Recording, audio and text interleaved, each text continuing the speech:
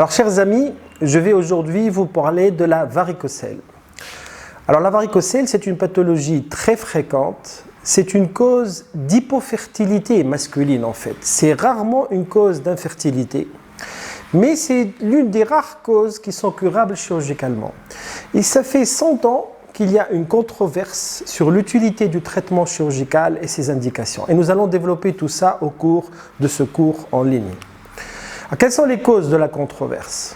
Alors, on sait que seulement 20% des varicocèles entraîneront une hypofertilité. De plus, il y a d'autres facteurs qui sont impliqués dans la fertilité.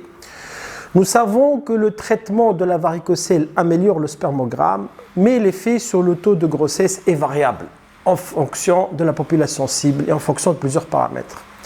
Et vous allez voir ça à la fin. Il y a des milliers d'études publiées, mais très peu, je dirais au plus 3, qui sont randomisées avec des critères d'inclusion adaptés. Donc nous n'avons pas beaucoup de matière pour l'evidence-based medicine. Alors, c'est une très vieille pathologie. Elle a été décrite au 1er siècle avant Jésus-Christ par Celsus, et il avait fait la relation entre la dilatation des veines scrotales et l'apparition d'une atrophie testiculaire. Ambroise Paré, le père de la chirurgie vasculaire, l'a déjà décrit en long et en large au XVIe siècle. Et pour lui, c'est une anomalie vasculaire contenant du sang mélancolique. L'association varicocèle-infertilité a été mise en exergue par Curling en 1856. Et au début du siècle, nous avons eu les premières études sur le traitement chirurgical. Et Tulloch, en 1952, avait décrit la réapparition du sperme chez un azoospermique après traitement chirurgical du varicocèle. Les techniques dont je vais vous parler à la fin restent relativement récentes. La ligature inguinale a été décrite par Ivazinievich en 1918, la ligature par voie iliaque par Palomo en 1949, la microchirurgie dans les années 70, et nous avons vu l'essor ces dernières années de la technique de la sclérothérapie antérograde qui a été décrite par Tauber en 1988. Alors, quelle est la définition de la varicocèle? La varicocèle est une dilatation variqueuse des veines du plexus pampiniforme. Le reflux de sang dans la veine spermatique et dans le plexus pampiniforme, il est présent et obligatoire dans la varicocèle primaire idiopathique. Il peut être absent dans la varicocèle secondaire. Nous allons évidemment parler presque exclusivement de la varicocèle primaire. C'est elle qui nous intéresse parce qu'elle est très fréquente. Il y a plusieurs facteurs favorisants impliqués. Sa physiopathologie reste mal connue. C'est pour ça qu'on parle de varicocèle idiopathique. Quant à la varicocèle secondaire, à des facteurs mécaniques, à une compression de la veine spermatique, à une thrombose veineuse, elle reste exceptionnelle et très rare en pratique clinique quotidienne. Alors, la varicocèle clinique, nous allons surtout parler de varicocèle clinique.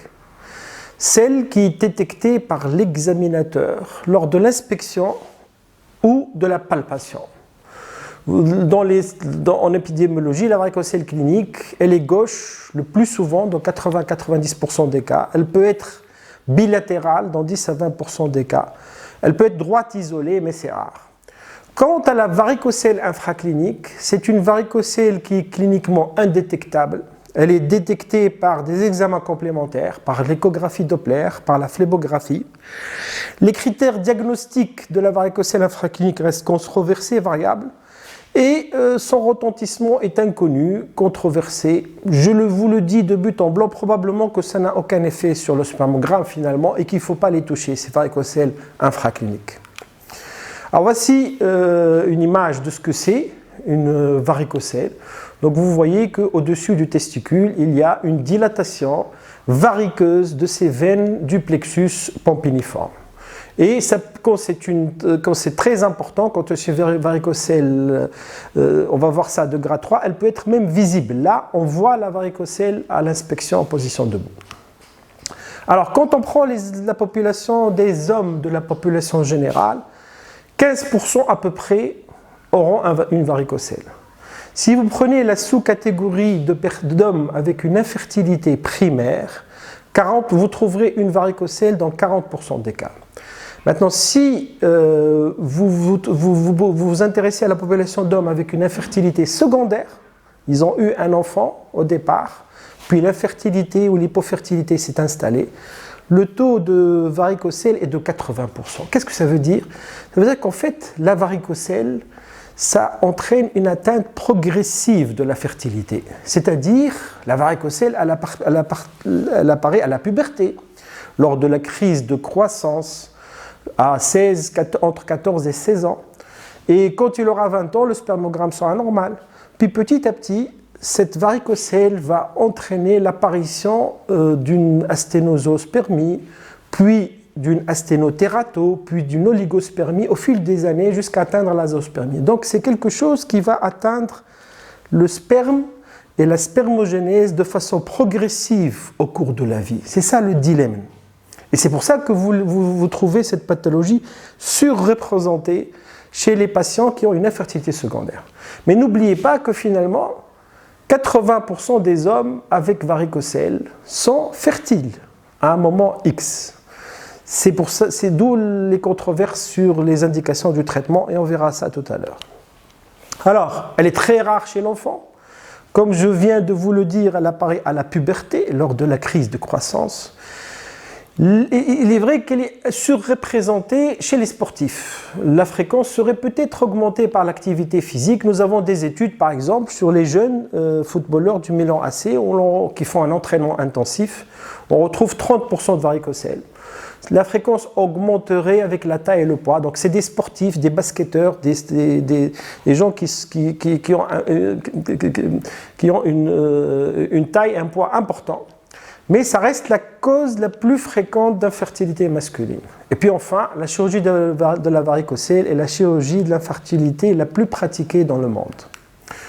Donc juste une statistique comme ça, vous prenez grosso modo une série sur les patients qui se présentent dans une clinique de fertilité en consultation spécialisée.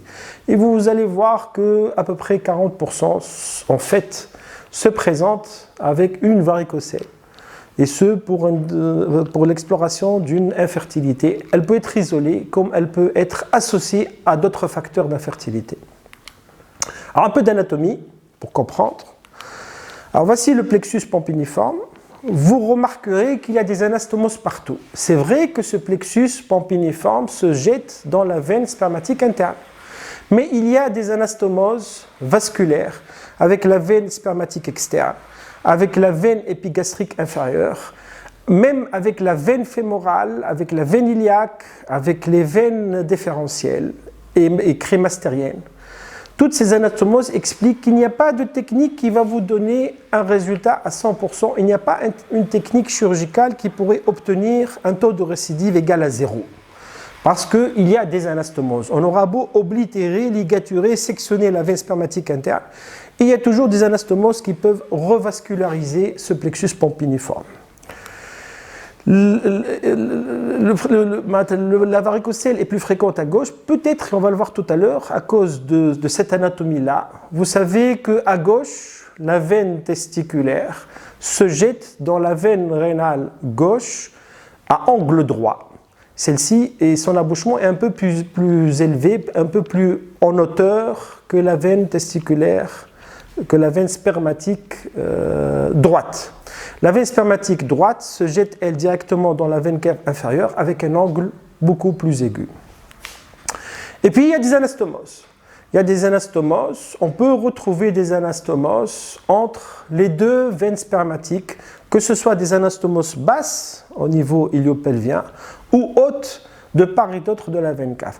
C'est aussi un facteur de récidive, ça explique, comme je vous l'ai dit, qu'aucune technique chirurgicale ne vous garantit un taux de récidive égal à 0. Et si vous voyez ces deux phlébographies, à gauche, vous avez une varicocèle avec une veine spermatique unique, un autre cas à droite, un autre patient avec une varicocèle. Vous voyez qu'il y a des anastomoses avec les vaisseaux féméraux et surtout avec les veines testiculaires, les veines spermatiques de l'autre côté. Donc on comprend bien que ici, le taux de récidive va être un peu plus élevé si on ligature la veine spermatique. Alors, je vous ai dit que la varicocèle est plus fréquente à gauche. D'abord parce que la veine spermatique gauche se jette dans la veine rénale, qui est une veine à bas débit, alors que la droite se jette dans la veine cave inférieure, où il y a un débit plus élevé, donc un meilleur drainage à droite. Enfin, aussi, la veine spermatique gauche se jette avec un angle droit dans la veine rénale, en face de l'ostium de la veine surrénalienne, d'où des turbulences qui pourraient entraîner des augmentations de pression et aussi un mauvais drainage. Et puis enfin, la veine spermatique gauche, son abouchement, il est de 8 à 10 cm plus haut que celle de la veine spermatique droite, d'où une différence de pression qui peut probablement aussi expliquer la fréquence plus élevée de varicocèle à gauche. À un moment, classiquement, on parlait de problèmes de valvules. Il y aurait une absence ou une dysfonction des valvules veineuses du côté de la varicocèle. Mais on sait actuellement qu'il y a des varicocèles avec des valvules fonctionnelles et d'autres cas de valvules absentes dans les veines spermatiques sans varicocèle. Donc probablement que actuellement c'est très remis en question. Et je vous remontre une autre fois ce schéma. La varicocèle, c'est non seulement, n'oubliez pas ça, ça c'est important, la varicocèle primaire. La varicocèle, ce n'est pas seulement une dilatation des veines du plexus pompiniforme en bas, mais aussi et surtout un reflux de sang. Donc le sang veineux circule à contre-courant. Au lieu de drainer le testicule vers la veine cave, vers la veine rénale, il y a un retour du sang de la veine rénale vers le testicule. Ça, c'est une notion très importante. On peut avoir une varicocèle secondaire, ce n'est pas l'objet de ce cours, mais je vous en parle parce que ça reste, on va dire, un diagnostic d'élimination avec la varicocèle primaire. Le plus fréquent, c'est le Nutcracker syndrome. Nutcracker, ou ça veut dire casse-noisette en anglais, c'est le syndrome du casse-noisette. C'est une compression de la veine, c'est une anomalie congénitale. C'est une compression de la veine rénale gauche par la pince qui est formée par l'artère mésentérique supérieure et l'aorte. On le retrouve à peu près dans 0,7 à 1% des cas. Mais si on cherche bien, peut-être que le pourcentage serait un peu plus élevé. C'est une découverte fortuite généralement. Rarement, ça peut donner des douleurs lombaires ou une hématurie. L'autre cas de varicocèle secondaire, c'est celui qui serait secondaire à un cancer du rein avec un thrombus veineux, à une tumeur, une fibrose rétropéritonéale, une hypertension portale. Toute pathologie du rétropéritoine qui donnerait une compression ou une thrombose de la veine rénale ou de la veine spermatique. C'est très rare, c'est exceptionnel. Pensez-y si c'est une varicocèle droite isolée qui apparaît très vite chez un patient âgé et qui surtout persiste en décubitus dorsal. Parce que la varicocèle primaire, elle apparaît en position debout et elle diminue ou disparaît en décubitus dorsal. Parce que c'est un reflux. Alors, est-ce qu'il faut faire un scanner, une échographie abdominale chez tous les patients avec une varicocèle? Nous avons de la littérature sur le sujet? Non. Un jeune patient qui consulte pour infertilité aura exceptionnellement une varicocèle secondaire. Ce sera presque le plus souvent une varicocèle primaire. Ce n'est pas la peine de pousser les investigations, sauf s'il y a des éléments anormaux, une apparition rapide ou la persistance en position de décubitus dorsal. Alors, qu'est-ce que ça va donner sur le spermogramme, la varicocèle?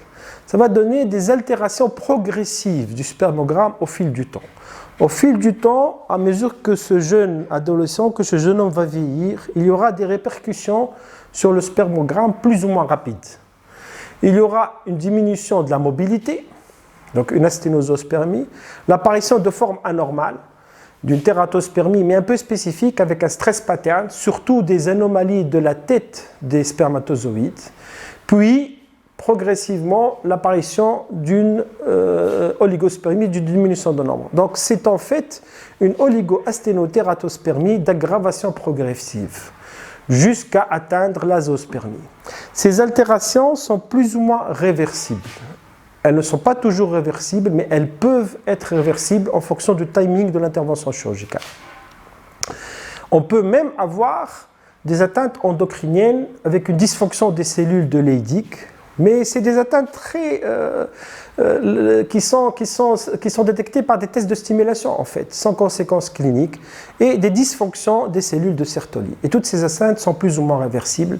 Ce que l'on doit dire aux patients, c'est que la cure de varicocèle ne va pas forcément améliorer le spermogramme, Parce qu'en fait, nous allons enlever un facteur qui détruit, qui est un facteur nocif pour le spermogramme.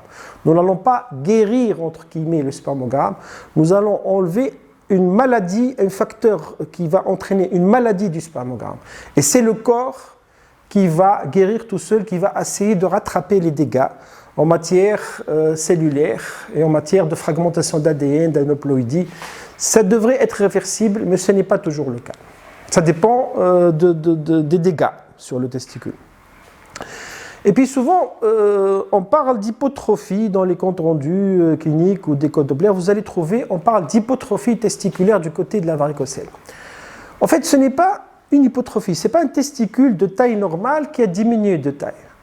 C'est une atteinte de la croissance du testicule. Vous savez que le testicule, au cours de la puberté, il va augmenter de taille. Il y a une croissance du testicule. La varicocèle va entraîner, non pas une hypotrophie, une atrophie, elle va entraîner un retard de croissance. Le testicule ne va pas grandir du côté de la varicocèle au cours de la puberté. Et ça donne cette relative anomalie de différence de taille, cette relative hypotrophie qui est pathologique si la différence est supérieure à 20%. Et c'est proportionnel à la varicocèle. Plus la varicocèle est de grade élevé, on va le voir, plus il y aura une taille plus petite du testicule du côté de la varicocèle. Et c'est potentiellement réversible, surtout si on opère à un âge très jeune. Quand on opère un adolescent ou un jeune adulte, il peut y avoir une reprise de la croissance du testicule et le testicule peut grandir secondairement et rattraper l'autre.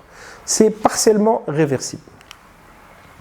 Et quand on regarde du côté de la biopsie testiculaire, on va retrouver des lésions en cas de varicocèle. Ces lésions sont bilatérales. Même si c'est une varicocèle gauche, vous aurez des lésions sur les deux testicules, d'où les anomalies du spermogramme, mais plus importantes du côté de la varicocèle. Alors vous allez trouver des atteintes de gravité variable, une dégénération et desquamation des cellules germinales, un arrêt de la spermatogénèse, une vacuolisation des cellules de Sertoli, des anomalies des cellules de Leydig et une fibrose. Au fur et à mesure, il y aura une fibrose des tubes séminifères et une fibrose interstitielle qui va s'installer au niveau du parenchyme testiculaire. Alors, quels sont les mécanismes lésionnels? Ils sont multiples, discutables, controversés. On n'a pas de réponse définitive. On sait que la température est très importante. C'est une question de température scrotale, ça c'est important. Quand vous avez une varicocèle d'un côté, vous avez un reflux de sang chaud qui est à 37 degrés. Et en fait, c'est un radiateur qui tourne à l'envers. Imaginez un radiateur de voiture que vous allez inverser. Au lieu de refroidir le moteur, il va réchauffer le moteur et entraîner des lésions au niveau du moteur. C'est à peu près la même chose. Ce reflux de sang chaud, les testicules sont dehors parce qu'ils doivent être à 35 degrés. Quand vous avez des gens qui opèrent dans des conditions, qui travaillent en boulangerie, dans un hammam, dans un sauna, on sait que la chaleur est reliée à des lésions de la spermatogénèse. Je pense que vous connaissez aussi la contraception masculine aux États-Unis qui utilise des slips spécifiques qui remontent les testicules dans les aines pour les réchauffer. Tout ça, ça donne des anomalies provoquées du spermogramme. C'est la même chose dans une varicocèle. Vous aurez un reflux de sang chaud et au lieu de refroidir le testicule, il va y avoir un réchauffement du testicule et des deux côtés. Ceci expliquerait les lésions bilatérales et l'atteinte de la spermatogénèse. Mais il y a d'autres facteurs. L'œdème interstitiel qui s'installe quand vous avez un mauvais drainage, l'augmentation des radicaux libres, une diminution du drainage de toxiques, peut-être une diminution de la testostérone intratesticulaire, ça c'est discutable, et un reflux des métabolites de la surrénale, puisque la veine surrénalienne, elle est juste en face. Son abouchement est juste en face de la veine spermatique. Mais je pense que, globalement, la température joue un rôle très important. Cliniquement, c'est le plus souvent asymptomatique. C'est-à-dire que c'est la découverte d'une tuméfaction, d'une boule, d'une masse sustesticulaire par le patient, par le médecin. Ça peut être aussi découvert au cours du bilan d'une infertilité. Une infertilité du couple, on commence à explorer la femme, on s'intéresse à l'homme, on retrouve une varicocèle. Elle peut être symptomatique. C'est rarement une vraie douleur, mais c'est plus une gêne, une pesanteur de la bouche, de la bourse. C'est rarement une vraie douleur. Et ce qui est particulier, c'est que ça augmente lors de l'effort physique, parce que le reflux de sang augmente, ou lors d'une position debout prolongée, et c'est calmé par le décubitus. Quand il se couche, la douleur, ou cette gêne, cette pesanteur, comme les varices, diminue ou disparaît. Maintenant, si vous avez des douleurs aiguës, très aiguës, pensez à la thrombose de la varicocèle. Ça existe, c'est exceptionnel, mais on en a déjà vu en clinique, même dans notre consultation. Alors, l'examen de la varicocèle ne se fait et ne peut se faire qu'en position debout. C'est une varice, et les varices, ça s'examine en position debout. Alors, on peut déjà, quand c'est une grosse varicocèle, la voir. C'est une tuméfaction sus-testiculaire qui est visible, qui diminue en décubitus dorsal. On peut la palper, donc on va palper une tuméfaction molle sus-testiculaire qui augmente de volume lors de la manœuvre de Valsalva, lors de l'expiration à glotte fermée. La sensation un peu spécifique, on parle de sac de verre, d'intestin de poule, parce qu'on est en train de palper des sortes de tubes comme ça, un peu, c'est des veines en fait. Et cette palpation va s'intéresser au testicule, va évaluer sa taille et sa consistance. Maintenant, à l'examen clinique, on peut aussi douter sur l'existence d'une exceptionnelle varicocèle secondaire par le caractère récent, droit isolé, chez un homme âgé, douloureux, et surtout qui ne diminue pas en décubitus. Si ça ne change pas en décubitus, pensez à l'exceptionnelle varicocèle secondaire. Vous n'en verrez pas, mais il faut avoir ce diagnostic à l'esprit. Alors ça, c'est l'examen clinique. Donc vous voyez ici en position debout, c'est visible et ça augmente de taille à la manœuvre de Valsalva. Quand ce n'est pas visible, à la palpation, on peut palper cette dilatation variceuse et aussi elle augmente de taille à la manœuvre de Valsalva. Mais ça se fait en position debout. La manœuvre de Valsalva, je vous en ai déjà parlé, c'est une expiration à glotte fermée qui va augmenter la pression abdominale et majorer le reflux, donc la dilatation des veines variqueuses. On peut aussi évaluer la taille des testicules en utilisant ce genre de chapelet, c'est un orchidomètre. Ça permet à peu près de suivre la taille du testicule. Alors, il y a une classification. Il y a toujours une confusion entre la classification radiologique et la classification échographique et la classification clinique. Là, c'est la classification clinique. C'est corrélé, mais séparé, c'est corrélé dans une certaine mesure à la classification échographique, mais la classification échographique, c'est autre chose. Donc, pour la classification clinique, vous avez la varicocèle infraclinique, qui est non détectable à l'examen clinique, mais qui est détectée par les examens complémentaires. Vous avez la varicocèle, je vais commencer par le bas, la grade 3, c'est la grosse varicocèle, qui est visible au repos. C'est les photos que je vous ai montrées, le patient est debout et vous voyez la varicocèle. La grade 2, c'est une varicocèle qui est palpable au repos. Donc, il est debout, vous palpez la tuméfaction au-dessus du testicule. La grade 1 est une varicocèle qui n'est pas visible, qui n'est pas palpable au repos, mais qui est palpable lors de la manœuvre de Valsalva. Vous palpez au-dessus du testicule, le plexus pompéniforme, et lors de la manœuvre de la Valsalva, il y a le varicocèle qui va se gonfler, qui va apparaître, que vous allez palper. Ça, c'est le varicocèle, le grade le moins élevé. Alors, le diagnostic de varicocèle est et reste clinique. C'est un diagnostic clinique.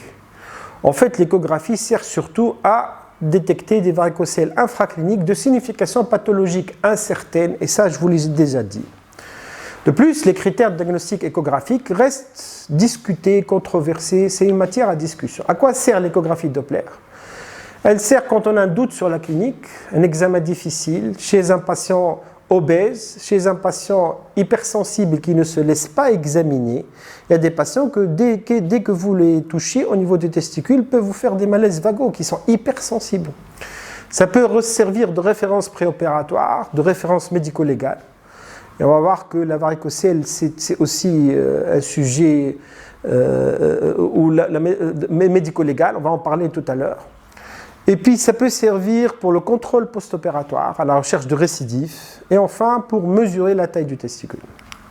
Alors quels sont les critères diagnostiques? Ils sont multiples. Avant, on disait au moins 3 veines dilatées de diamètre supérieur à 3 mm ou qui augmentent de diamètre lors du Valsalva. Maintenant, grâce au Doppler couleur et surtout au Doppler pulsé, c'est beaucoup plus précis parce que le Doppler pulsé, on va étudier le reflux. C'est le reflux qui va vous donner le stade, le grade ou le type de varicocèle. Et cette classification, elle est différente de la classification clinique. Le type 3, je commence par en bas toujours, c'est un reflux en plateau qui va persister tout le long de la manœuvre de Valsalva. Le type 2, c'est un reflux qui va durer 2 secondes environ et qui va disparaître avant la fin de la manœuvre de Valsalva. Et puis vous avez le type 1, c'est un reflux très furtif, très bref, moins d'1 seconde après le Valsalva. En fait, c'est physiologique. Si vous faites une écho-Doppler, pratiquement tout le monde aura un reflux physiologique inférieur à 1 seconde lors du Doppler pulsé. Donc vous voyez ici, à gauche, vous voyez les veines. Au haut, le Doppler couleur qui va vous montrer une inversion du flux et qui va vous permettre à peu près de mesurer la durée de ce reflux. Mais en bas, vous avez la courbe du Doppler pulsé qui va être beaucoup plus précise. Donc même chose ici. Donc là, c'est un type 3. Et là, c'est un type 2 où on a un reflux qui ne dure pas tout le long du Valsalva. Voilà. Alors, l'échographie Doppler va permettre aussi de découvrir des variantes rares, mais qui se voient. Vous pouvez découvrir une varicocèle intratesticulaire, et là, ce n'est pas palpable, donc c'est une dilatation des veines à l'intérieur du testicule. Et en cas de douleur aiguë, vous pouvez découvrir une thrombose de la varicocèle. Et ça se voit, hein, c'est une urgence médico-chirurgicale. Alors, je parlerai très vite, je passe sur la thermographie, ça se faisait dans un certain temps. On étudiait la température du testicule. La phlébographie, c'est un acte invasif de cathétérisme qui consiste à cathétériser la veine cave inférieure, la veine rénale, la veine spermatique et à opacifier. Autrefois, c'était un examen de référence. Actuellement, il n'est plus réalisé que pour les récidives post-opératoires et ou avant un acte d'embolisation, et on va voir ça tout à l'heure. Vous voyez ici que tout à droite de l'écran, c'est un patient qui a eu une cure par Palomo. On voit les clips chirurgicaux qui a fait une récidive post-opératoire. Et la phlébographie va vous montrer le nouveau trajet veineux de reperméabilisation du plexus pompiniforme à côté de la veine testiculaire, de la veine spermatique principale qui a déjà été clippée par des clips chirurgicaux. Alors, que faut-il faire en face d'une varicocèle? Un examen clinique complet, bien sûr. Un spermogramme chez l'adulte qui, idéalement, doit être répété une fois. Il vaut mieux faire 2 spermogrammes, le spermogramme étant sujet à des variations. Est-ce que l'écho-Doppler est indispensable? Non, mais elle est peut-être utile si l'examen est difficile, en cas de référence préopératoire ou en cas d'hypotrophie du testicule. La phlébographie, thermographie et autres dosages hormonaux ne sont pas de pratiques courantes. Mais un point important aussi, lors du premier contact, il faut que vous évaluiez bien la demande du patient. Qu'est-ce qu'il demande en fait? Est-ce que c'est une consultation d'infertilité, de dysfonction rectile, de normalité? On va voir ça tout à l'heure. Donc, quelle est la demande du patient? Quelle est la demande du couple? Parce que la demande du couple peut être différente de la demande du patient. Et chez l'adolescent, quelle est la demande de la famille? Donc ça, c'est quelque chose qu'il faut bien avoir à l'esprit et qui est très particulière à la prise en charge de cette pathologie. Alors, est-ce qu'il faut opérer les varicocèles?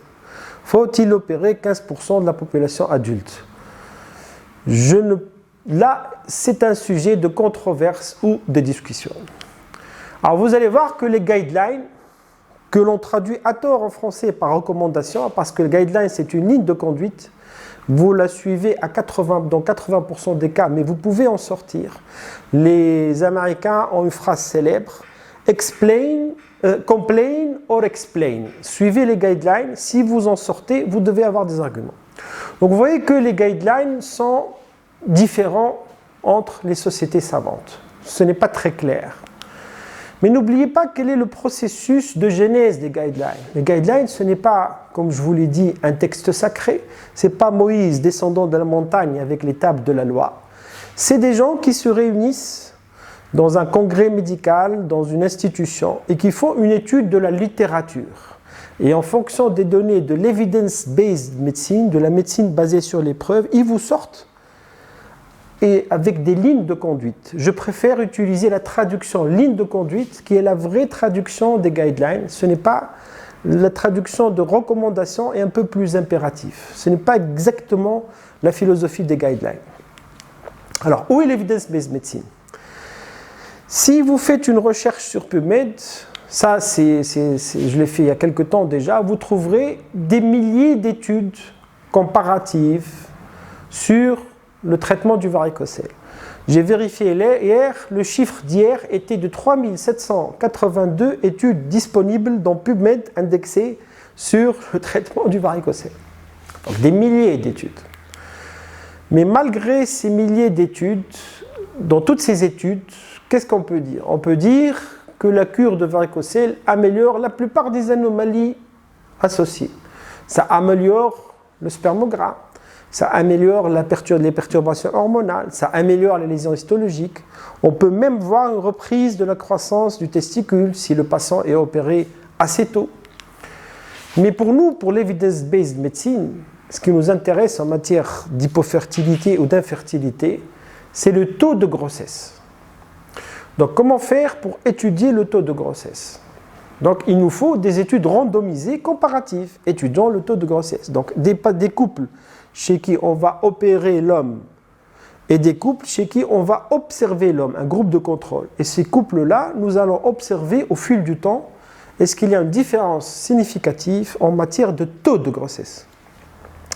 Mais quel est le dilemme? La varicocèle n'est pas une cause c'est pas une cause d'infertilité totale. Il a un sperme, mais il est mauvais. Il est oligo-asténo-térato-spermique à des degrés variables. Donc il peut avoir des enfants, mais avec une chance un peu moindre qu'avec un spermogramme normal.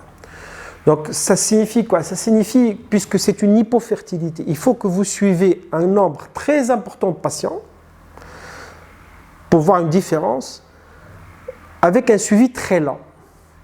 Donc ça signifie que vous allez prendre des couples, vous allez les diviser en deux groupes, un groupe opération, un groupe contrôle, et vous allez les suivre pendant 5, 6, 8, 10 ans en étudiant le taux de grossesse. Donc ça signifie que c'est des couples infertiles, et vous allez leur dire, on ne va rien faire, on va vous observer, on ne va pas opérer pour le groupe témoin, on va vous observer pendant 5 à 10 ans, et voir si la femme tombe enceinte. En plus, il faut que vous n'ayez aucun facteur interférent. La femme doit être saine.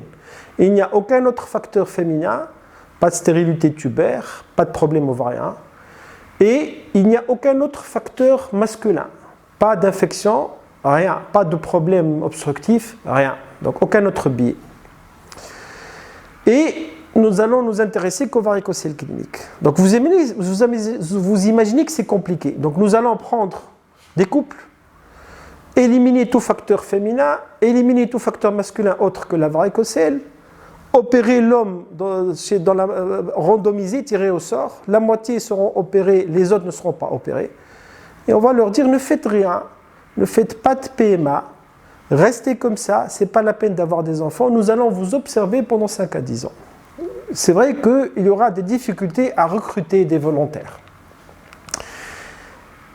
Quand on prend ces 3700 études disponibles, vous allez voir qu'une vingtaine sont randomisées avec un groupe témoin. Déjà, un groupe témoin, c'est compliqué à obtenir dans cette pathologie. C'est des gens qui consultent pour infertilité. Quand je dis groupe témoin, c'est un groupe que vous allez suivre pendant 5 à 10 ans sans l'opérer. C'est ça le problème. Et sans aucune autre intervention. Pas de PMA, pas de complément, rien. Quand vous prenez toutes ces études randomisées avec groupe témoin et suivies assez lent, dans la plupart, vous allez trouver des biais importants ou des erreurs méthodologiques.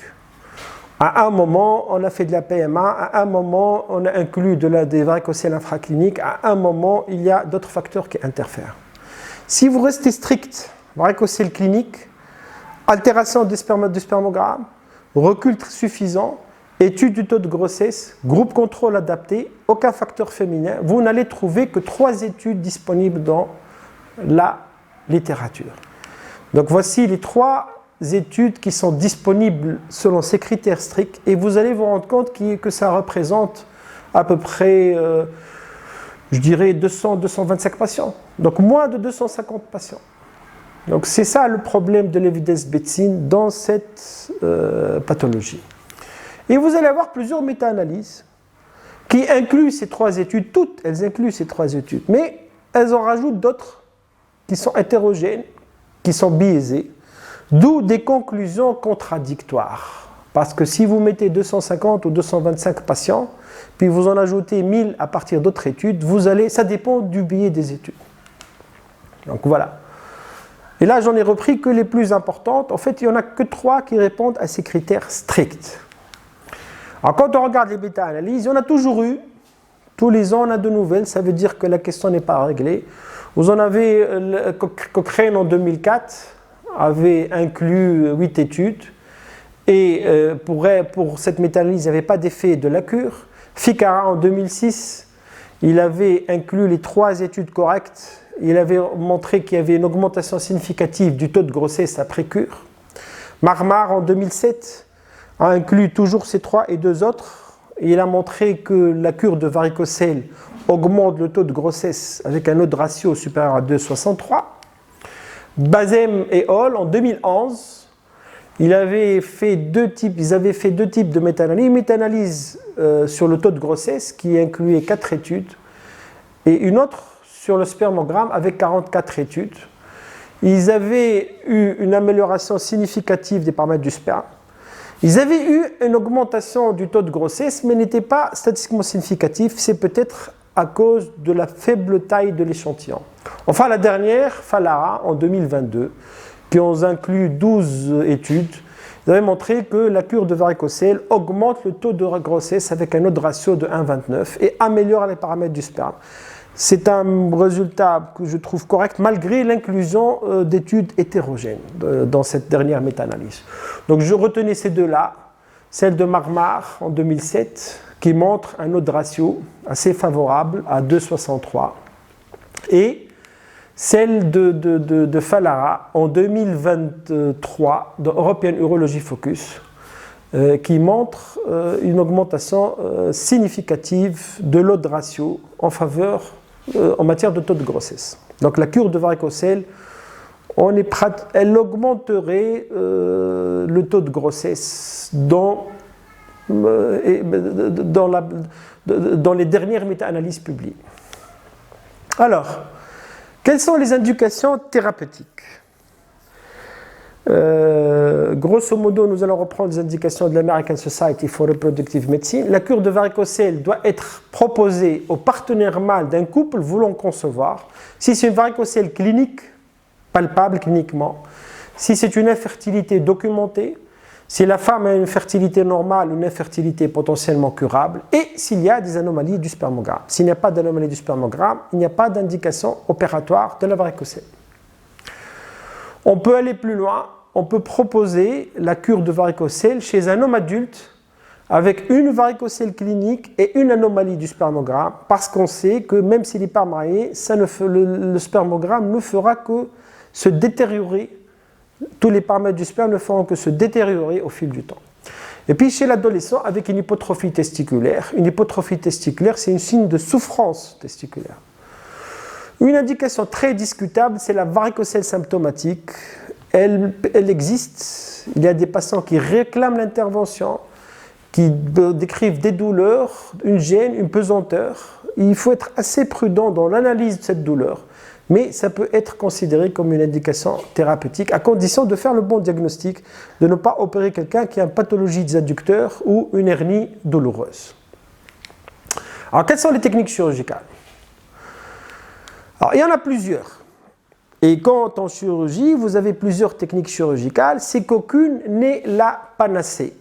Chacune a des avantages et des inconvénients. Mais quel est le principe de toutes ces techniques ? Le principe, c'est ligaturer, sectionner ou oblitérer les veines refluentes vers la varicocèle. Donc imaginez que vous avez un radiateur, vous voulez arrêter la chaleur produite par ce radiateur, ben vous allez vous intéresser à la conduite d'eau qui fait arriver l'eau chaude et vous allez fermer cette conduite. Vous pouvez soit la couper, soit la ligaturer, soit l'obstruer de l'intérieur. Et donc je vais vous décrire les techniques les plus fréquentes. Alors de haut en bas, vous avez la ligature haute. Selon Palomo, décrite en 1949, quand je parle de ligature haute, c'est un abord chirurgical par voie iliaque, incision iliaque. On va ligaturer, clipper, sectionner la veine spermatique. Vous avez la ligature laparoscopique, qui est une ligature selon Palomo, mais qui en pratique est un peu plus basse que la palomo-chirurgicale, puisqu'on clippe à l'origine de l'orifice inguinal profond, et ça a son importance, on va le voir tout de suite. Vous avez la ligature inguinale, donc un abord inguinal, et on va ligaturer les veines du plexus pampiniforme selon la technique d'Ivanisevic. Vous avez la ligature subinguinale microscopique, où on va inciser au niveau du scrotum pratiquement, donc en subinguinal, en scrotal haut, et on va ligaturer, clipper les veines en utilisant un microscope opératoire. Ça, c'est les techniques chirurgicales les plus pratiquées. Vous avez aussi les techniques radiologiques. Alors, vous avez l'embolisation rétrograde qui se fait en salle de cathétérisme. On cathétérise la veine cave, la veine fémorale, la veine cave, la veine rénale, la veine spermatique. Et on va emboliser de façon rétrograde la veine spermatique. Et vous avez la sclérothérapie antérograde, qui est une technique très récente. C'est la plus récente des techniques.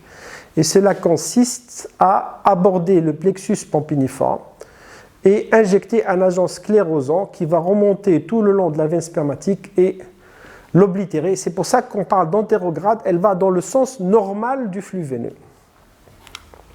Alors commençons par la ligature haute selon Palomo. Elle est haute, mais pas si haute que ça. C'est une incision iliaque qui à peu près ressemble à l'incision de l'appendicite. C'est pratiquement un McBurney. Donc, si vous prenez la ligne entre la crête iliaque et l'ombilique, vous la divisez en 3 et c'est au niveau du tiers externe de cette ligne. Elle a été décrite en 1949. En fait, c'est un abord haut du pédicule spermatique. Le pédicule spermatique, plus vous êtes haut, moins il y a de veines. Si vous remontez au niveau Palomo, vous allez avoir une ou deux veines spermatiques. Il y a même une classification, j'en parlerai pas dans le cadre de ce cours, mais je vous le dis quand même, c'est la classification de Bahreïn. Et plus vous descendez, plus il y a des veines à ligaturer. Donc si vous êtes assez haut, vous allez trouver une ou deux veines. C'est tout. Alors il y a deux types de techniques. Soit on va ligaturer en masse le pédicule, artère plus veine, c'est le Palomo classique, ou préserver l'artère. C'est la technique de Palomo modifiée. Et ça, c'est important de le dire. Même la technique la plus efficace en matière de récidive, c'est la ligature en masse de l'artère plus veine.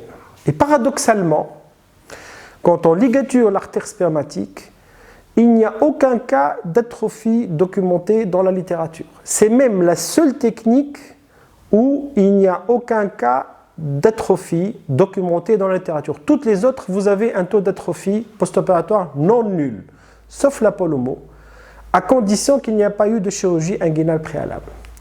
Donc je vous l'explique. Vous voyez ici le testicule. Il est vascularisé par 3 artères. L'artère testiculaire qui provient de l'aorte, l'artère déférentielle qui provient de l'iliaque interne, l'artère crémastérienne qui provient de l'épigastrique inférieur. La Palomo, c'est une technique haute. Donc quand vous l'abordez, vous ne pouvez toucher, léser, que vous ne ligaturez que l'artère testiculaire. Il est impossible de léser les 2 autres artères. Et la circulation artérielle de votre testicule sera obligatoirement préservée. Vous aurez un taux de 0% d'atrophie. Aucun cas d'atrophie, à condition qu'il n'y ait pas eu de chirurgie inguinale. C'est là une cure de hernie, une cure d'ectopie, ça peut être différent parce que l'artère crémastérienne déférentielle peuvent avoir été lésées par une chirurgie préalable. Mais chez quelqu'un où il n'y a pas eu de chirurgie préalable, le taux d'atrophie est de 0. C'est la seule technique où vous n'avez pas d'atrophie. Toutes les autres, on va voir, exposent à un risque d'atrophie non nul. Alors, vous allez me dire pourquoi on doit ligaturer l'artère et la veine. C'est la technique peut-être la plus efficace, parce que si vous ligaturez la veine et que vous laissez l'artère, il y a souvent des petites vénules qui entourent l'artère, et ces vénules vont augmenter de taille, se développer et donner, c'est un facteur de récidive. Donc paradoxalement, la ligature en masse de la veine et de l'artère ne donne pas d'atrophie et est beaucoup plus efficace que la ligature sélective de la veine. Alors, la ligature haute, comment ça se passe? C'est une incision iliaque. On ne va pas inciser les muscles, mais les dilacérer. Donc, il n'y a pas de lésion musculaire le plus souvent. Identifier le pédicule spermatique, le ligaturer ou le clipper et réséquer un morceau pour éviter une reperméabilisation secondaire, facteur de récidive. C'est une technique relativement simple, sous anesthésie générale, bien sûr.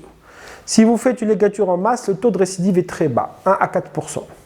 Si vous préservez l'artère, le taux de récidive est de 10 à 15% parce que, comme je vous l'ai dit, il y a des petites vénules qui entourent l'artère et qui peuvent être source de récidive en augmentant de taille à cause de la persistance du reflux. La vraie complication, c'est l'hydrocèle, qui n'est pas une vraie complication puisque ce n'est pas une réelle augmentation, c'est l'augmentation de l'eau dans la vaginale autour du testicule. Elle apparaît dans 8 à 10% des cas en cas de ligature en masse, 3% si on préserve l'artère. C'est dû à la ligature des lymphatiques en fait. Il faut prévenir le patient. Seul un tiers de ces patients qui ont une hydrocèle après cure de Palomo vont laisser une chirurgie parce que c'est une grosse varicocèle, mais souvent c'est une petite varicocèle qui n'a aucune importance. C'est surtout, et ça je vous rappelle, c'est la seule technique où aucun cas d'atrophie n'a été décrit à ce jour dans la littérature. Et maintenant, on peut faire le Palomo avec des loupes, avec un éclairage spécifique, avec même un microscope, ce qui signifie une plus grande efficacité, une meilleure dissection et une incision beaucoup plus petite. Donc maintenant, on fait ça avec ce genre d'attirail, des loupes de chirurgie vasculaire, des lumières LED, voire même un microscope. Ça permet d'améliorer les résultats de la chirurgie, d'avoir une incision avec une chirurgie beaucoup moins traumatisante. C'est pratiquement une incision d'un trois quarts de la paroscopie. Alors vous avez la ligature inguinale, selon Ivasinevich. C'est un abord beaucoup plus bas au niveau du cordon, au niveau du canal inguinal. Donc c'est une incision inguinale avec ouverture du canal inguinal. Certains chirurgiens la préfèrent parce qu'elle est plus facile, surtout si le patient est très musclé ou obèse. Vous imaginez bien qu'une incision iliaque chez un obèse, ça peut être difficile. Donc certains chirurgiens la préfèrent. Le problème, c'est que vous avez beaucoup plus de veines. Là, à ce niveau-là, vous n'avez pas une ou deux veines, mais vous en avez 5, 6, 8, 9, 10. Et puis, on a des risques parce qu'on peut léser toutes les artères, l'artère testiculaire, l'artère déférentielle, l'artère crémastérienne, dont un risque d'atrophie testiculaire. On va ligaturer plus de lymphatique, donc il y a d'hydrocèle. Et puis, on peut ne pas ligaturer toutes les veines parce qu'elles sont nombreuses. C'est un facteur de récidive. Donc, il est plus difficile d'être complet à ce niveau. Donc, c'est un abord inguinal, vous voyez. Comme ça, vous voyez ici l'artère testiculaire qui est entourée par toutes ces veines. Donc il va falloir ligaturer toutes ces artères en essayant de ne pas trop préserver, de préserver au moins 2 des 3 artères. Donc vous voyez que l'incision elle est à ce niveau. Et en matière de dissection, on a beaucoup plus de veines et il faut les ligaturer une à une en préservant lymphatique et artères. Ça peut être un peu plus difficile. Le taux de récidive est de 5 à 15%. Le taux d'hydrocèle il est de 7%, équivalent au Palomo. Mais ici, surtout, on a un risque d'atrophie testiculaire de 1%. Parce qu'on risque toujours de léser les 3 artères en même temps. Donc, grosso modo, les résultats sont légèrement inférieurs aux autres techniques, mais elles restent très pratiquées parce qu'elle est simple, surtout chez l'obèse et le patient très musclé. Alors, vous avez la dernière née en matière de technique chirurgicale, c'est la ligature microscopique subinguinale. C'est une petite incision sous-inguinale on n'ouvre pas de fascia, on n'ouvre pas le canal inguinal, pas de lésion aponeurotique, on a accès direct au cordon. On va ouvrir le cordon et accéder aux veines. Le problème ici, c'est que les veines sont beaucoup plus importantes. Alors si je vous ai dit au niveau iliaque, vous allez trouver 1 à 2 veines, au niveau inguinal 5, 6, en bas, ça peut être 10, 12, 13, ça peut être un nombre très important de veines. Et ces veines sont de plus petit diamètre, avec aussi des artères qui sont entourées par les réseaux veineux. On ne peut pas opérer à l'œil nu. L'œil nu n'est pas suffisant. Même les loupes chirurgicales, celles que je vous ai montrées, qui vont d'un grossissement de 2,5 à 6, sont insuffisantes. Ça ne peut se concevoir ici pour être efficace qu'avec un microscope opératoire, avec un grossissement de x8. Ça, c'est pour pouvoir ligaturer toutes les veines sans en oublier aucune, tout en préservant artères et lymphatiques. Donc ça, c'est l'incision subinguinale. Vous voyez que c'est une toute petite incision. Il faut un microscope opératoire. Il faut une chaise spécifique. C'est assez fastidieux parce qu'on travaille sous microscope. Les gens qui connaissent le microscope savent que c'est quand même assez fastidieux comme chirurgie. Donc ça, c'est le cordon. Une fois que vous allez l'ouvrir, vous remarquerez que vous avez une multitude de petites veines millimétriques qui entourent des artères et des lymphatiques. Il va falloir ligaturer ou clipper les veines tout en préservant tout le reste. Et vous ne pouvez faire ça qu'avec un microscope. Ce n'est pas possible avec des loupes ou à l'œil nu. On peut même s'aider d'un Doppler pour préserver au maximum les artères. Vous voyez là, il est en train d'utiliser des microclips pour clipper les veines. Il essaie de préserver la vascularisation artérielle. Et si vous voyez ce genre d'image, c'est très petit, très compliqué, et on ne peut faire ça qu'avec un microscope. Mais on peut même voir les lymphatiques. Regardez ici, on voit bien un lymphatique au microscope qu'on va essayer de préserver pour diminuer le taux d'hydrocèle. Vous voyez encore un lymphatique. Donc c'est inframillimétrique, hein. C'est des tout petits lymphatiques, de toutes petites veines, de toutes petites artères. Alors, l'avantage de cette ligature subinguinale microscopique, c'est qu'elle est faisable sous anesthésie locale. Mais on peut la faire sous anesthésie locale. Pas la peine de faire une anesthésie générale, mais elle nécessite une expertise et du matériel spécifique. En fait, ça nécessite beaucoup de temps. Il y a un allongement du temps opératoire. Un expert va mettre en moyenne 45 minutes par côté. Alors si c'est une varicocèle bilatérale, ça va être 90 minutes.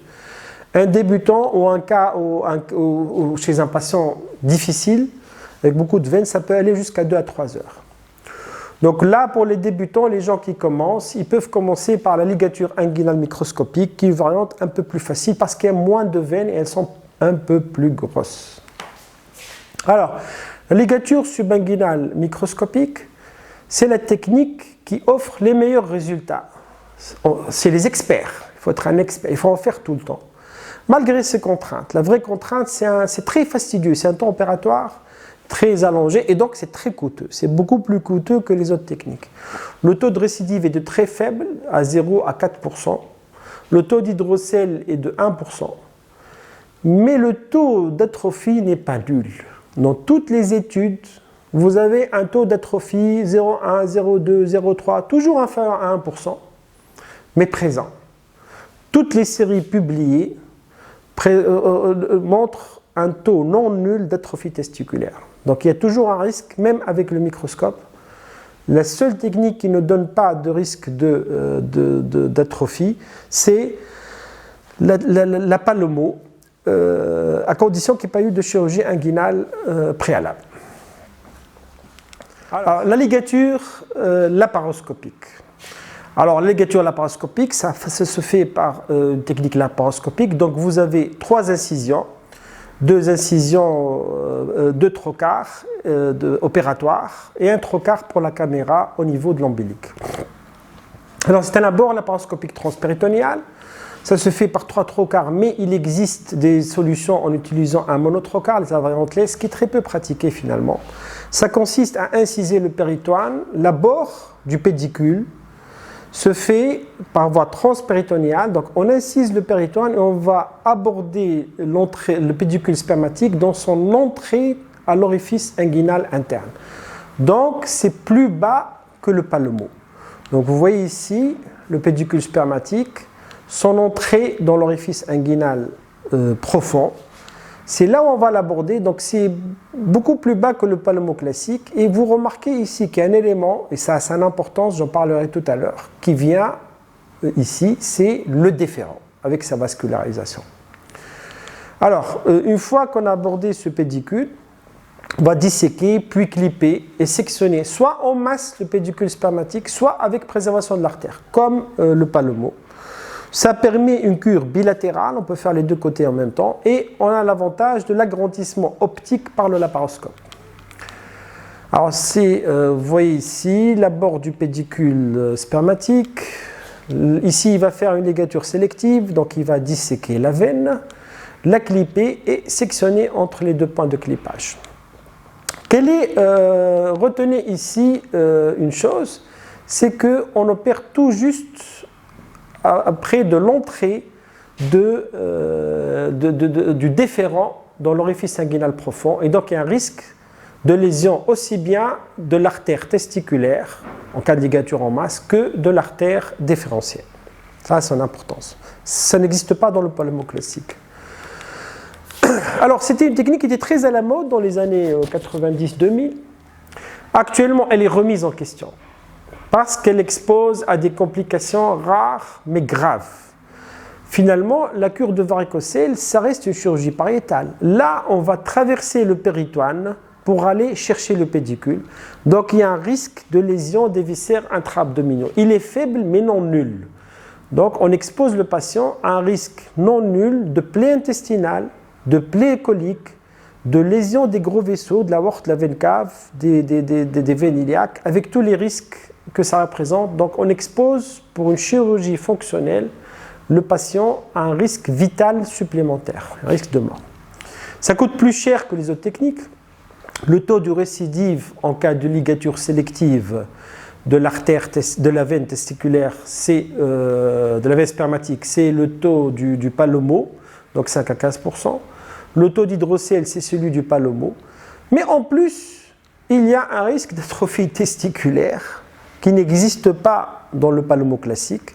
Ce risque est très faible dans la ligature laparoscopique, mais non nul. Pourquoi ?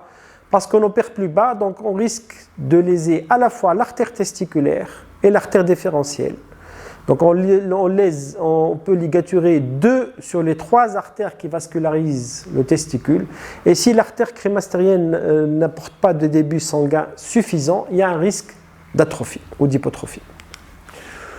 Donc actuellement c'est abandonné, on ne la fait plus, sauf dans certaines situations où il y a un autre acte à faire dans le péritoine. S'il y a une autre chirurgie associée, on peut la faire. Sinon de prime abord, elle n'a plus d'indication en 2023. L'embolisation rétrograde, alors c'est un acte radiologique, c'est le radiologue qui va cathétériser la veine fémorale, la veine iliaque, la veine cave, la veine rénale, puis descendre dans la veine spermatique. Et une fois qu'il est descendu dans la veine spermatique, il va l'oblitérer en utilisant de la colle, ou plus maintenant c'est des coils, et il va oblitérer cette veine pour traiter la varicocèle. Vous imaginez bien que la veine spermatique peut être très fine et ça peut être assez délicat à cathétériser. Il faut un radiologue expérimenté qui est capable de rentrer dans ce genre de petite veine avec ce genre d'angle droit. Donc ça consiste, voilà comment ça se passe. Là, il est rentré dans la veine spermatique, il va descendre très bas et lâcher son coil pour oblitérer la veine et il n'y aura plus de reflux et plus de varicocèle. Alors le problème ici, d'abord c'est le temps interventionnel. Ça peut être très lent, ça dépend. Il y a une irradiation, donc on peut passer 1, 2, 3 heures à essayer de cathétériser cette petite veine. C'est opérateur dépendant, il faut un très bon cathétériseur, un très bon radiologue interventionnel. Et ici, vous avez un taux d'échec de 15%, qui n'existe pas dans les autres techniques. Ça veut dire quoi un taux d'échec ? C'est-à-dire le patient, il est venu, vous l'avez rentré dans la salle, vous avez essayé de cathétériser, et dans 15% des cas, vous lui dites « Désolé, je ne peux pas cathétériser, je ne vous fais rien, je vous ai irradié et je ne vous ne traite pas aujourd'hui. » Donc c'est ça le problème de cette technique. Le taux de récidive n'est pas nul, il est de 2 à 10%. Il y a des complications, 0,5 à 5%, une allergie aux produits de contraste, une atrophie testiculaire, la migration du col, la thrombophlébite, mais pas d'hydrocèle. Ça n'a plus de place actuellement en cas de varicocèle primaire. C'est réservé aux varicocèles récidivants, où là c'est une très bonne technique qui va permettre d'explorer et de rechercher les collatérales pour les emboliser. Prenez le cas de tout à l'heure. Vous voyez à gauche, et c'est une récidive de varicocèle après Palommo. Donc vous voyez que vous avez les flèches les flèches du bas montrent les deux clips. Donc le chirurgien a clippé de part et d'autre de la veine spermatique. Il a sectionné, il a prélevé un segment de veine spermatique, mais le patient a récidivé. Probablement ici, je suppose, je n'ai pas le détail du dossier, mais peut-être que c'est une ligature sélective de la veine spermatique et que c'est les petites vénules dont je vous ai parlé qui entourent l'artère spermatique préservée, qui sont augmentées de taille et avec un reflux et redonner genèse à la varicocèle. Et vous voyez ici que les veines proviennent de la circulation périrénale, de la circulation périsurrénalienne, de la circulation périvertébrale, donc ça se réalimente de partout. On comprend bien ici que la technique de choix pour emboliser cette grosse veine, c'est le cathétérisme. Donc là, il a cathétérisé cette néovascularisation, cette nouvelle veine, cette récidive, et il a lâché le coil pour l'emboliser, pour l'oblitérer. Donc c'est une très bonne indication en cas de récidive post-opératoire. Enfin, vous avez la dernière technique, la plus récente, la plus simple, la moins coûteuse, mais qui n'est pas aussi la panacée. C'est une très bonne technique, mais elle est réservée aux petites varicocèles. Ça, je vous le dis de prime abord, ça ne marche pas très bien quand c'est une grosse varicocèle. C'est la sclérothérapie antérograde. Alors, c'est une technique très récente qui a été décrite par Tauber en Allemagne en 1988. Ça consiste à faire sous anesthésie locale une petite incision scrotale, de dénider une veine du cordon, une petite veine du plexus pampiniforme, de la cathétériser par une branule pédiatrique, une branule épicrânienne. On va injecter, d'abord on va opacifier pour être sûr, ça se fait sous contrôle fluoroscopique, au bloc opératoire avec un fluoroscope. Et on va opacifier pour être sûr qu'on est dans la veine, que le produit de contraste passe dans la veine spermatique. Ensuite, on va injecter un produit sclérosant, le plus souvent l'atérotoxysclérol, qui est utilisé par les angiologues pour scléroser les veines. On va injecter ce produit dans la veine spermatique pour la scléroser. C'est une technique très simple, la moins coûteuse des techniques. Donc vous voyez ici, à gauche, la varicocèle, donc c'est une grosse veine qui est dilatée.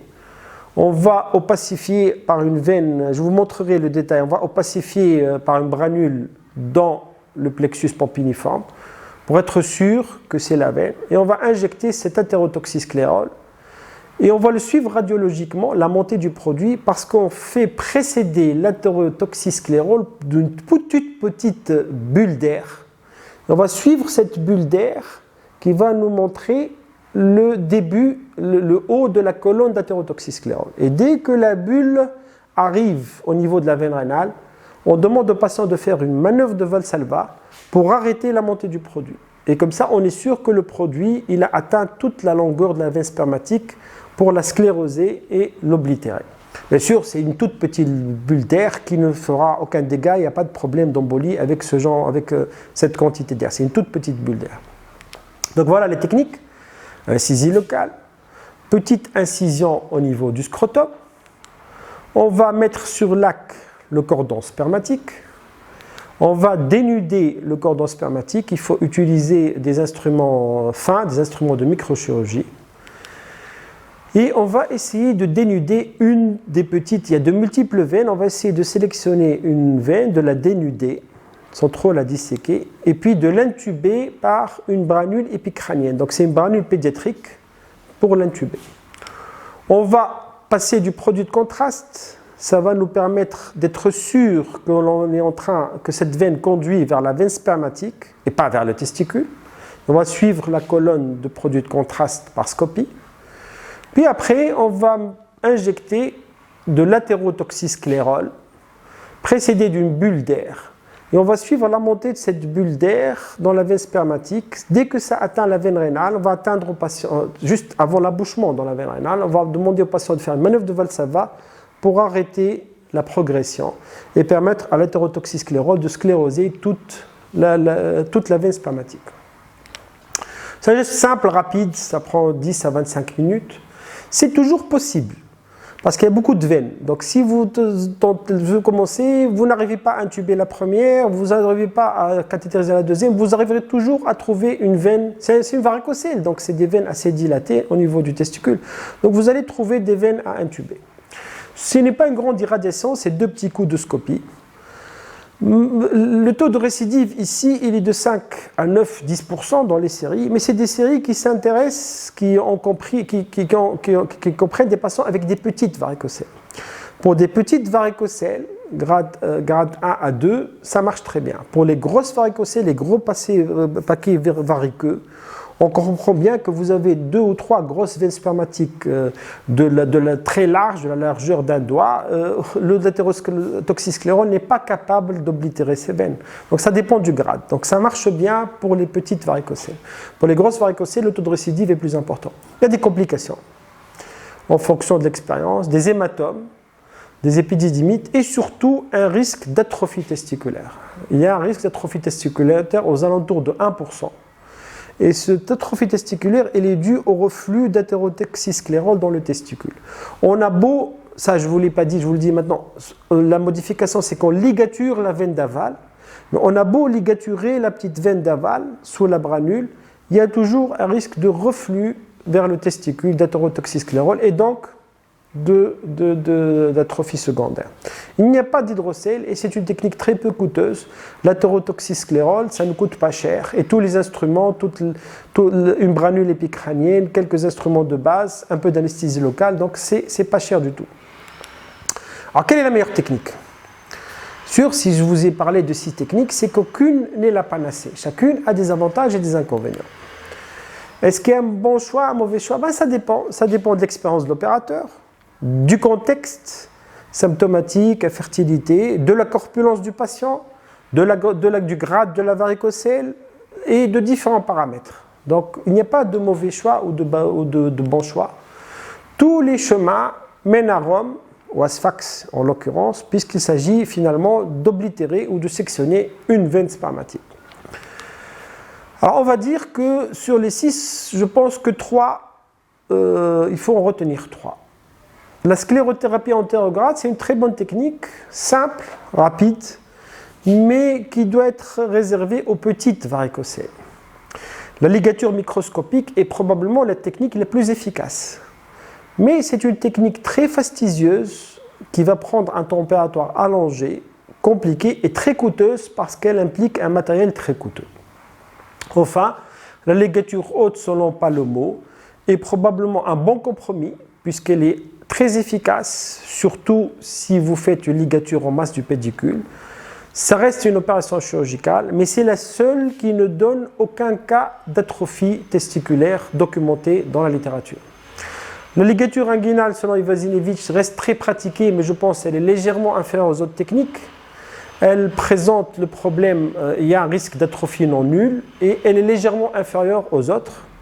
L'embolisation rétrograde doit être réservée aux varicocèles récidivants. Et la ligature laparoscopique, elle est actuellement abandonnée. Il est inconcevable pour une chirurgie fonctionnelle de faire courir au patient un risque vital supplémentaire, un risque de lésion rare, mais non nul, de lésion de viscères, un risque vital, de lésion de viscères abdominaux ou de gros vaisseaux. Maintenant, je vous ai parlé tout à l'heure de risques médico-légal, de contexte, de demande du patient et du couple, de toutes ces choses-là. Retenez que les patients qui présentent une varicocèle, ils sont dans un contexte très spécifique. Ce sont des patients qui sont souvent très anxieux, avec des demandes et avec une pression du couple en matière de fertilité, une pression de la famille, des beaux-parents. Et souvent, ils ne comprennent pas très bien ce que c'est que la varicocèle et ses conséquences. Donc il faut, et cette anxiété, elle donne un profil psychologique particulier de la varicocèle. C'est quelque chose dont il faut être conscient, non seulement le chirurgien, mais toute l'équipe qui travaille avec lui, les gynécologues, les biologistes de la reproduction, tout le monde doit être conscient de ça. Je vous ai montré ces deux photos. Voici deux photos de deux pères de la chirurgie. Vous avez le Jacques-Mathieu Delpech qui a inventé l'écarteur de Delpech et la pince de Delpech. Vous avez le docteur Samuel Pozzi qui a inventé la fameuse pince de Pozzi que tous les gynécologues connaissent, la pince à col utérin. Ces deux chirurgiens ont en commun un point. Les deux ont été assassinés par des patients qu'ils avaient opérés pour varicocèle. Dans les deux cas, l'opération a été un succès, la varicocèle a été guérie, mais le patient a assassiné le chirurgien. Il a attendu le premier à la sortie de l'opéra et lui a tiré dessus, il a attendu l'autre dans la rue et il lui a tiré dessus avec un coup de fusil. Quel était le contexte? Dans un cas, le patient pensait à tort, il était marié à une femme, il fallait qu'il ait des enfants, les beaux-parents faisaient de la pression, il pensait à tort qu'une fois que la varicocèle serait opérée, il allait avoir des enfants. La femme n'est pas tombée enceinte, Dieu sait, on ne sait pas les détails, elle l'a quitté, il est allé assassiner son chirurgien. Dans le deuxième cas, il s'agissait d'un patient qui présentait une dysfonction érectile masquée. Il n'a pas dit exactement au chirurgien. Il confondait hypofertilité, infertilité et érection. Il pensait à tort, dans son esprit, qu'une fois que la varicocèle serait opérée, il allait retrouver une érection et retrouver sa virilité. Évidemment, ce n'était pas le cas. La chirurgie de la varicocèle n'a rien à voir avec la chirurgie de la dysfonction érectile. Ça n'a aucun effet, ni négatif, ni positif sur l'érection. Il s'est retrouvé dans la situation de départ. Il est allé assassiner son chirurgien. Donc, méfiez-vous de ça. Quelle est l'attente du patient? Qu'est-ce qu'il cherche? Et qu'est-ce qu'il attend? Alors, qu'est-ce que vous devez leur dire, ces patients-là? La cure de varicocèle va arrêter un effet négatif sur le testicule. Le spermogramme peut s'améliorer, comme il peut ne pas s'améliorer, s'il y a d'autres facteurs. Au contraire, le spermogramme peut se détériorer en post-opératoire, s'il y a d'autres facteurs qui agissent sur la spermatogénèse. En fait, vous avez une sorte de gros radiateur qui chauffe le testicule, qui est en train de le détruire à petit feu. On va couper l'arrivée d'eau chaude, mais ça ne veut pas dire que l'on va guérir le parenchyme testiculaire. Le testicule peut reprendre des forces, il peut cicatriser, comme il peut garder ces lésions-là, voire même se détériorer s'il y a d'autres facteurs. Donc, la cure de varicocèle n'améliore pas forcément le spermogramme. Et bien sûr, la cure de varicocèle ne donnera pas une grossesse systématique chez la patiente, chez la femme du patient, il y a tellement de facteurs impliqués. Et bien sûr, ça n'a aucun effet sur l'érection. La dysfonction érectile n'a rien à voir avec la varicocèle. Donc, qu'est-ce qu'il faut faire? Il faut bien évaluer. Ça, le chirurgien va le faire, mais je m'adresse surtout aux autres membres de l'équipe médicale et paramédicale. Il faut bien faire attention à la communication avec le patient et la famille du patient. Il faut bien évaluer la demande du patient et ses attentes. Qu'est-ce qu'il attend? Est-ce que c'est une demande de fertilité? Donc, il veut avoir des enfants tout de suite? C'est pas sûr que la cure de varicocèle va donner ce résultat. Est-ce qu'il veut un spermogramme normal, donc une demande de normalité? Qu'est-ce que c'est être normal? Ce n'est pas toujours garanti. Est-ce qu'il n'y a pas une dysfonction érectile masquée? Est-ce qu'il n'est pas en train de confondre? Ça, c'est beaucoup plus fréquent qu'on ne le pense. Les gens confondent fertilité et virilité, fertilité et érection, hypofertilité et dysfonction érectile. Ça, c'est une autre pathologie, le traitement est totalement différent. Bien sûr, il faut bien expliquer la technique. Ces risques, ce n'est pas une panacée. Il y a un risque d'atrophie testiculaire dans la plupart des techniques, sauf la palomo. Les résultats possibles, ça pourrait améliorer les spermogrammes, peut-être le taux de grossesse, mais ce n'est pas garanti. les complications et la possibilité de récidive. Il y a toujours un taux de récidive non nul. Donc il faut informer et dédramatiser. Il faut faire très attention, ce sont des patients qui ont des attentes et qui ont une psychologie extrêmement très particulière et un contexte familial et conjugal très particulier. Donc je finis par conclure, la varicocèle clinique est une cause d'altération progressive du testicule, du parenchyme testiculaire, du sperme. C'est une cause d'hypofertilité et pas d'infertilité. On l'évalue par l'examen clinique, par un spermogramme répété une fois, idéalement plus ou moins une échographie Doppler. Et en cas de retentissement, il y a une indication, retentissement sur le spermogramme, il y a une indication claire pour la cure chirurgicale des varicocèles cliniques. Alors, si vous avez des questions en termes de secours, vous pouvez les mettre sur la plateforme et on essaiera d'y répondre. Merci beaucoup pour votre attention.